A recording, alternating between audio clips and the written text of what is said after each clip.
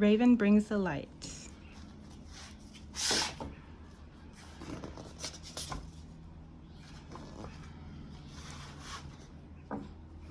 Many years ago, the world lived in darkness. In this darkness, a young couple on Guayahanas became parents to a baby boy. It did not take them long to realize there was something very different and very special about their son. They called him Weget. We means big, get means man. Weget means big man. This boy got the name Weget because he was growing so fast that it frightened his mother and father. They brought him to the old people and said, "Something is wrong with our child, Weget. We don't know what's wrong. He is just a baby, yet he's already walking. How can this be?" The elders took one look at the child and they nodded their heads and they smiled. They told the parents, "For many years we have been told that this child was coming to be with us. We will get all the chiefs together and you will learn what this child will be."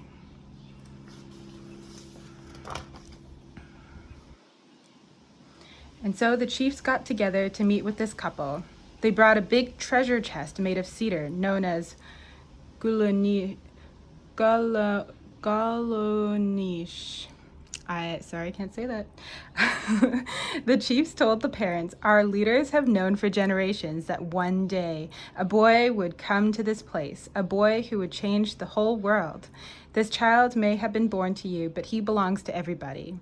Right now, we live in darkness. This boy is going to bring the light. We have some things passed down from generation to generation in this cedar box to give to this boy."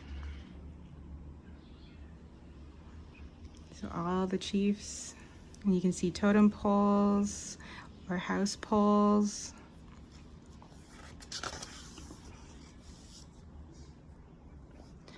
Out of the box, they pulled a magic raven skin made from the feathers, beak, and claws of a real raven, but much, much larger than any normal raven. They explained, "When Weget grows big enough, he can put on this raven skin.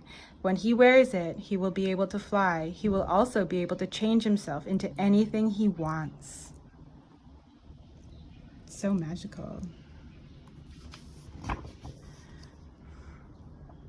The chiefs continued, "Our people have been told that one day Weget is going to leave our island and he is going to fly over the big waters to get the daylight ball from the chief of the heavens and bring it back to us." Then they reached into the box and pulled out a little skin pouch. They opened it up and it was full of little rocks. "When Weget flies over the big water, he will get tired. He should take one of these rocks and drop it in the big ocean. The little rock will change it into an island where he can land and rest." So I don't know if you can see Weget there.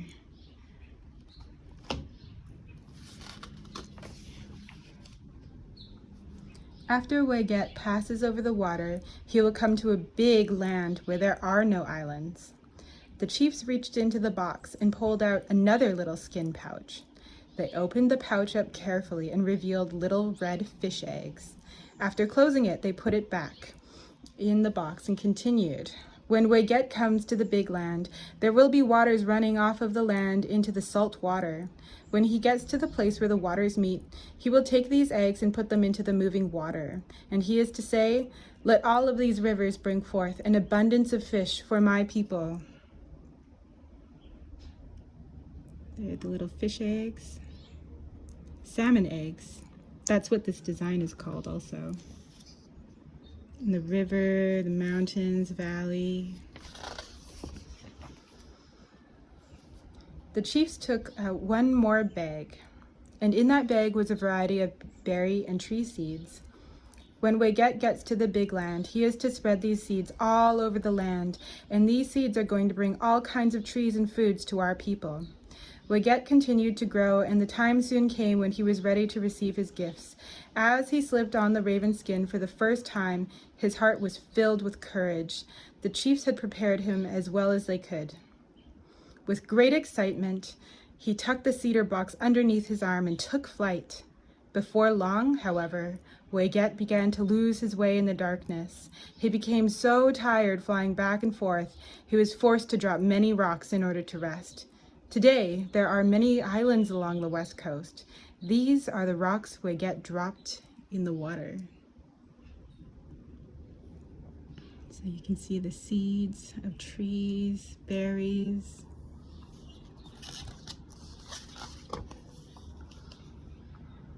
Weget finally arrived at the big land and he saw a mighty river coming down. The river is known today as the Skeena, but in the old times it was called Kisin. And so the people who lived around it are called the Giksan, which means people of Kisin. As Weget flew northward over the land, he remembered to drop the fish eggs into the rivers and spread the seeds all over the land. After Weget flew over Kisin, he came to Lissums, known today as the Nass River. The chiefs had told Weget that this river would rise very quickly up into the mountains. Up there, the river turned into a creek, which turned into a small rivulet before it came to the place where the juice from the clouds fell on the mountain. So you can see Weget there.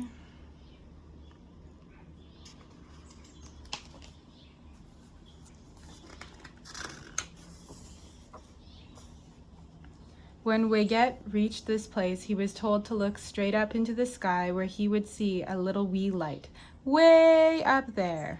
That was where he was to go.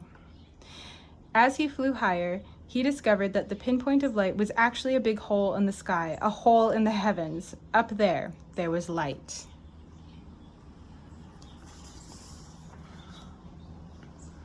Upon entering the hole in the sky, Weget was afraid because everything was strange and bright. He had lived all his life in darkness and did not know what light was. It hurt his eyes, but he was excited to see everything so clearly. He could see a village in the distance with smoke coming from the houses. He could see the enormous longhouse where the chief of the heavens kept the daylight ball. The chief kept the daylight ball in a bent box. Weget knew he must go to the chief and ask for the daylight ball so he could make it back to the light the world.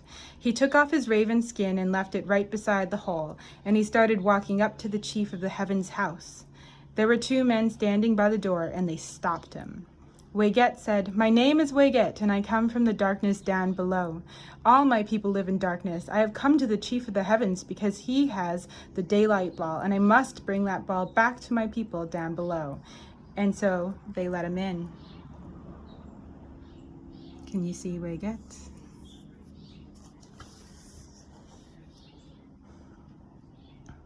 Weget walked up to the chief of the heavens and explained who he was, where he came from, and the difficulty his people had living all their lives in darkness. He told the chief of the heavens about everything he had done on his journey and that getting the daylight ball was his last task. The chief of the heavens looked at Weget and said, "You cannot have the daylight ball." Weget thought to himself, "This isn't supposed to happen. I'm supposed to get the daylight ball and take it to my people. What am I going to do now?" Weget left the longhouse and began to walk back to the hole in the sky. All he wanted was to put his raven skin on and leave because he felt defeated. But then he remembered he had some tricks. He saw a cedar tree by a little creek not far from the house. He put on the raven skin and flew up into the branches. Weget sat patiently and looked around, watching everything.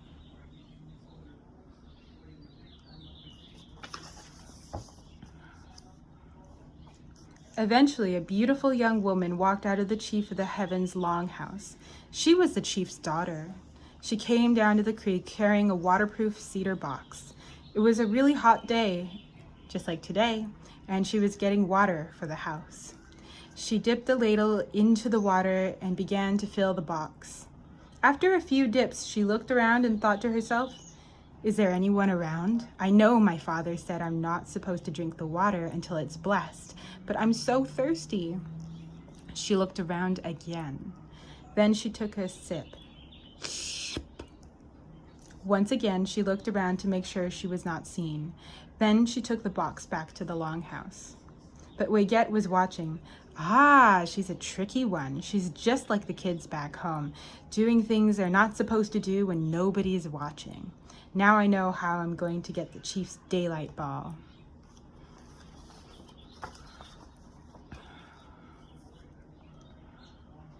The next time the young woman came, Weget flew up the creek and took the raven skin off. He hid it underneath some bushes, grabbed a leaf and studied it. Then he changed himself into a leaf and floated down the river and right into the young woman's dipper. The young woman spotted the leaf in her dipper and threw the leaf back in the water before drinking. Weget, the little leaf, floated away thinking, "Oh, that didn't work. I've got to figure out a better way." He flew into a fir tree and began to think. Weget noticed that the branch of the tree did not have any leaves. Instead, fir trees have very soft, tiny little needles. So along came Weget as a tiny little needle floating down the river. He floated right into the young woman's dipper. Once again, she looked around and took a sip, swallowing Weget whole. There he is. Soon after, the chief's daughter gave birth to a beautiful baby boy, never suspecting it was really a tricky little Weget. The chief of the heavens loved his new grandson and did everything he could to make him happy. The baby would scream, "Wah!" while pointing at the box that contained the daylight ball. Grandpa would lovingly take the box, open the lid, and give the baby the daylight ball to play with. Baby Weget was happy, playing around with the daylight ball at his grandpa's house. As he would play, he would inch his way closer to the door. Grandpa would scold, "That's enough, grandson." Then Grandpa would take the daylight ball and put it back in the box. This happened every day. Weget would cry until he got the ball. Then he would play with it.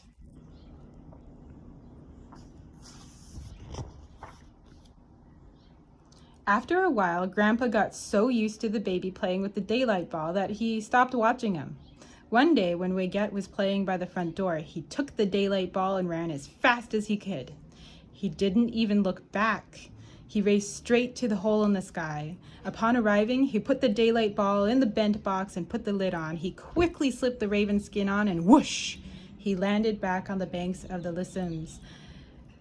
Weget was tired and hungry. After all that, I imagine I would be too. As Weget's belly rumbled, he noticed some frog spirits fishing in the dark.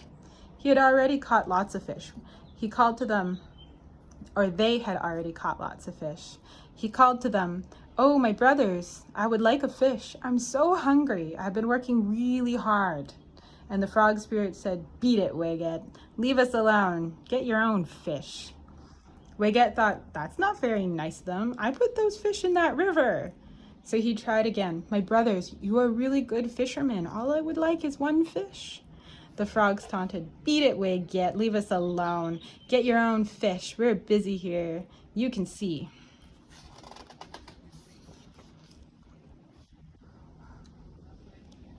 Weget began to get angry. A third time he spoke. "My brothers, I put those fish in that river. You shouldn't be so greedy. Just give me one fish. That's all I want." But the frogs answered, "Leave us alone, Weget. Beat it. We're tired of you asking." Weget offered the frog spirits a last chance. "All right, my brothers, I want a fish. I'm hungry. I put those fish in that river.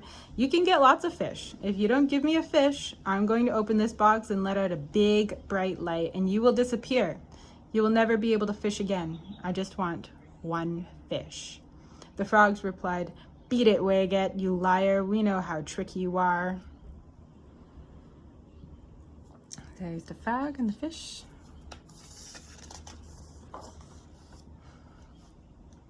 Upon hearing these words, Weget took the top off the box. Whoosh! The sun flew up in the sky where it brought light to the whole world. The world cast off its darkness. All the beautiful colors came out and it was hot. A wind started to blow. It came down the river to the ocean, and the frogs were blown to the mouth of the Lissims, where they turned to stone. There's Weget and the sun. In my language, sun is sa, sa, sa. Water is tu, tu.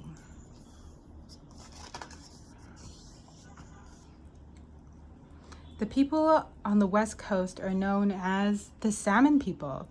Weget's efforts brought all the different kinds of salmon to our waters and our tables. Our people have been able to fish and pick berries now for thousands of years. The fireweed that grows on the mountainsides is the first vegetable that comes to our people each spring. Before the salmon berries come, their little shoots grow every year and they are very soft. We peel the skin off them and eat the shoots. We eat strawberries, blueberries, blackberries, and so many others. All these foods come from the seeds that were spread all over the world by Weget. They grow from the heat of the sun that clever Weget put in the sky.